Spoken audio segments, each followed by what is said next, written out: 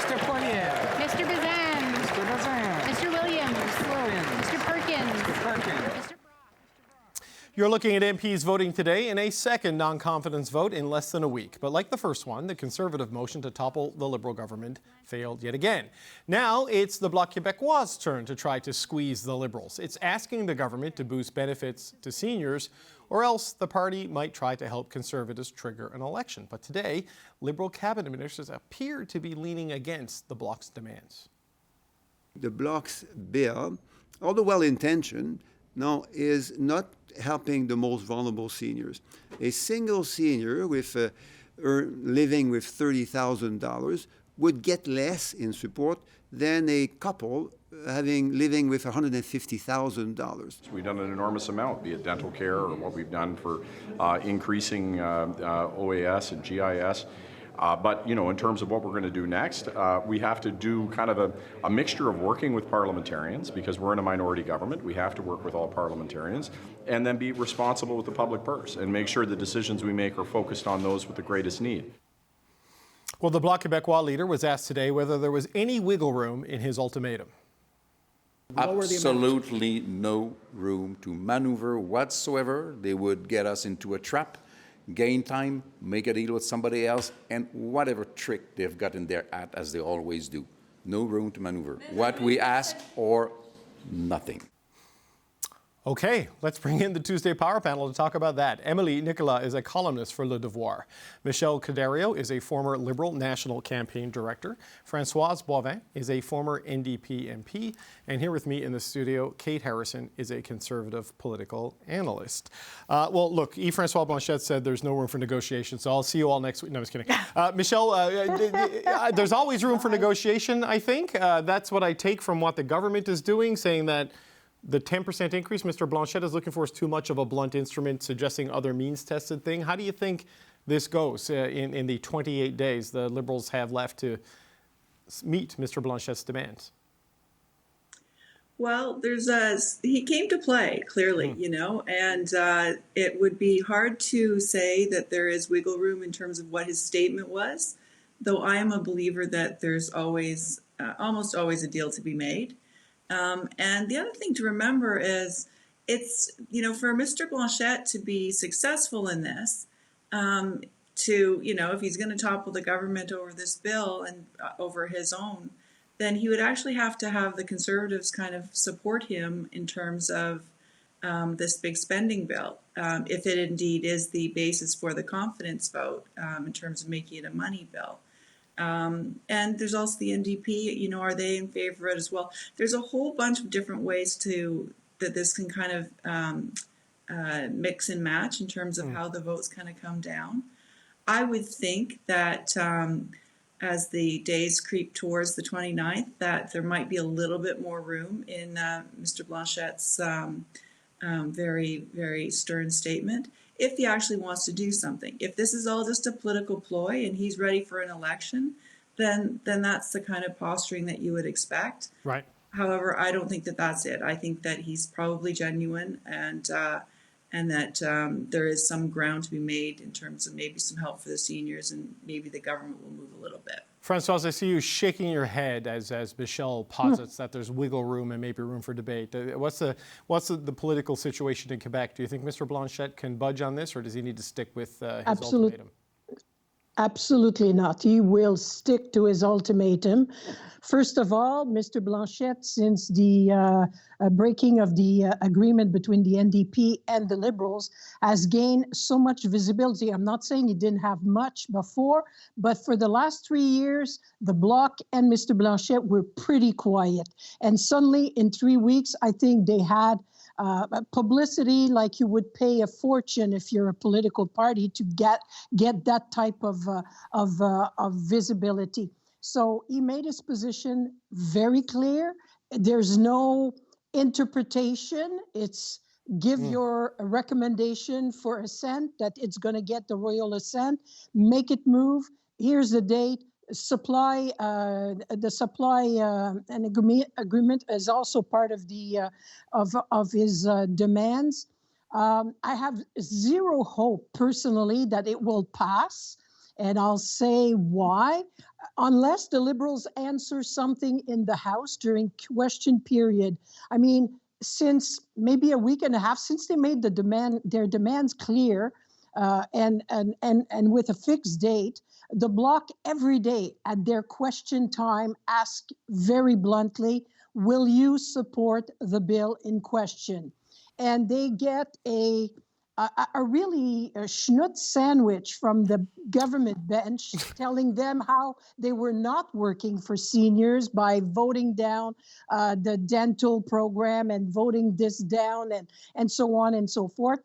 When the answer could have been quite easily, we're studying it. I mean, just to look as if you're making it a bit serious. That's why I have zero hope.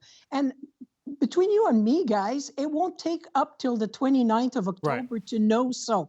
So the Bloc will not wait for that was the ultimate deadline, but they will know as soon as the vote goes on, I think sometime this week. Right. And after that, it will go back to the NDP. And this time, I don't think the NDP will support the government at the next. I think we're heading to an election sometime at end of November. Oh, God. All right. I didn't hear what kind of sandwich you said, and I'm not going to ask you to repeat it because I don't want to get in trouble with the Ombudsman and the CRTC. But I know. I'm joking. No. That's not the word I had in mind. All right. Okay, I'm triggered by the idea of an election by early November because I'm not mentally and emotionally ready for that. But Kate, it does take all three main opposition parties to bring down the government, right? So that it needs to be the NDP need to agree to this as well. But the ask from Mr. Blanchet is a 10% boost on the OAS for people between the ages of 65 and 74. That starts at $3 billion and rises as baby boomers retire. Yeah. And in return for the low price of $3 to $3.5 billion of deficit financed program expansion, you get 2 months. That's a big ask to put on the table for the government. How do you think they should respond? Well, I would never underestimate the ability for this government in particular to spend money, including large amounts of money. A Liberal said very much the same thing to me, by the way, but we'll see. Especially if it means retaining power for a little bit longer. But there's not as much political payoff, David, for the Liberals to engage in this. When you look at the voter coalition that exists in the province of Quebec for the Liberals, seniors are not really where it's at. It's more younger voters and millennials that the Liberals have been trying to make a ploy for. So I don't know that they would reap the political benefits in the same way that the Bloc might if they actually find themselves, meeting these demands. And would it really shock you if Yves-François Blanchet got some kind of extraction or partial extraction from this government and then turned around and still decided to vote non-confidence whenever the next opportunity arose? I'm not sure. It's really a gentleman's agreement, right? And I think if you're Blanchet right now, you're looking at the polling in Quebec, it's not a bad time to go if you're them. Certainly the polling has been very, very sticky and constant there. So they don't have the same considerations financially or polling-wise as the NDP has when it comes to deciding to keep the government in power. So question though, because François mentioned the Conservatives. Would the Conservative side, do you believe, with the Bloc Québécois on a confidence vote about boosting OAS? I mean, does the vehicle for the election matter to the Conservatives if it's really just a non-confidence vote at the end of it? I think it does insofar as there would need to be some kind of core principle there with which they agreed. The Bloc obviously had an opportunity to make their motion a confidence motion. They decided not to, perhaps as a gesture of good faith and trying to find room to negotiate between now and the end of the month. I don't think that we would see them try to trigger an election on something with which they are fundamentally disagreed, but I don't know that either opposition party is actually going to give the Conservatives that opportunity. Yeah, I mean, maybe once they get the election, I mean, that's their end goal here, right? Because of the situation, who knows if it is a consideration. I don't know. I'm curious to know. Emily, on the situation this puts the Liberals in, their budget was called Fairness for Every Generation. And this is essentially a request from the Bloc Québécois to send billions more to the baby boomers. That's going to be a tough sell to Gen Z and millennial voters if, in fact, they do agree to this. Yes, although eventually millennials and Gen Z will age and need pension. This is true. It's a lot far off, and God knows what else will be happening in the world between now and then. So yeah, it's a tricky one for the Liberals to agree to. At the same time, everything in Parliament seems to be very volatile right now. I know that people are talking about election based on, pension plans, and there's a lot of premiers who are unhappy with the government on immigration as well. It seems that every day, not just the Bloc Québécois, but the Quebec government is trying to pick fights Yes. with Ottawa. And as everything that we're talking about is going on, obviously, and the rest of the show will be devoted to this day, which very much feels, I think, to a lot of viewers like the beginning of World War III. And I just want to at least name it, that a lot of the conjecture we've been having about, what might be happening in Canadian politics is about business as usual, which is politics dominated by domestic affairs. Today of all day, domestic affairs seems very small. And everything that's going on with Iran and Israel and Palestine and Gaza and Lebanon might actually change how much Canadians are willing to care about international affairs when it comes to what political party they support or not. This has been harming the Liberals now for a year in terms of trying to hold a middle ground that disappoints everybody on all sides of this issue, and the splitting of hair and the appearing weak. And so as I'm seeing the polls that show that in many provinces, the NDP and the Liberals are tied, I'm thinking that international affairs might also play a role in how this race is playing out. And so I just don't want us to be making scenarios about what may be happening in Canadian politics without taking into consideration what's happening on the world stage, especially today, because a lot of our conjecture can shift very, very rapidly as the world seems to be as unstable as it has ever been. Yeah, and Michelle, Emily makes a very good point there in terms of how the international situation is overshadowing a lot of the domestic considerations, but it is affecting it, right? When you look at the protests and the anger we're seeing in the large urban centers in particular, which is where the Liberals need to campaign.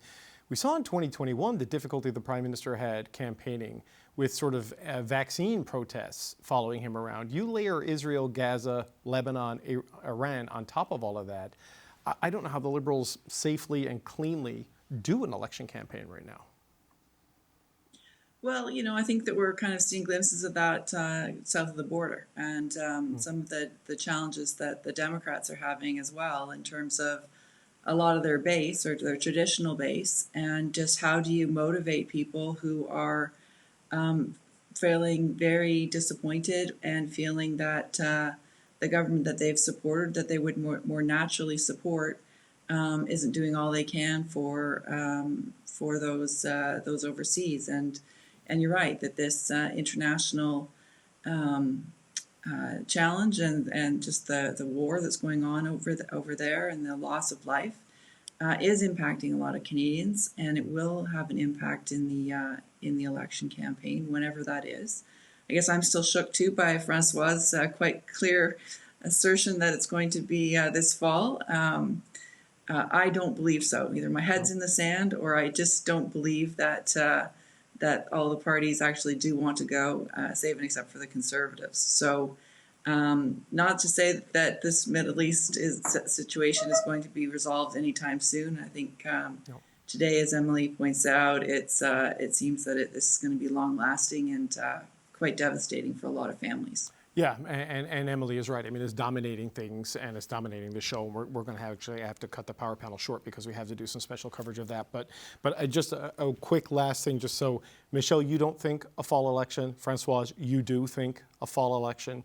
Emily? And I think it's the Liberals that will prompt it. I mean, this Parliament is frozen, guys.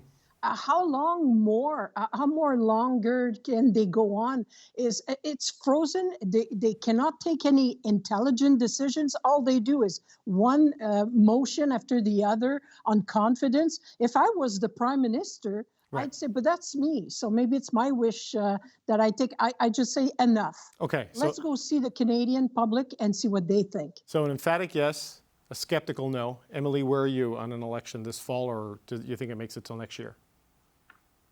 Not the paradox of double ignorance. At the very least, I think I know that I don't know, and that it's impossible to know because there's too many variables that are outside of our control right now.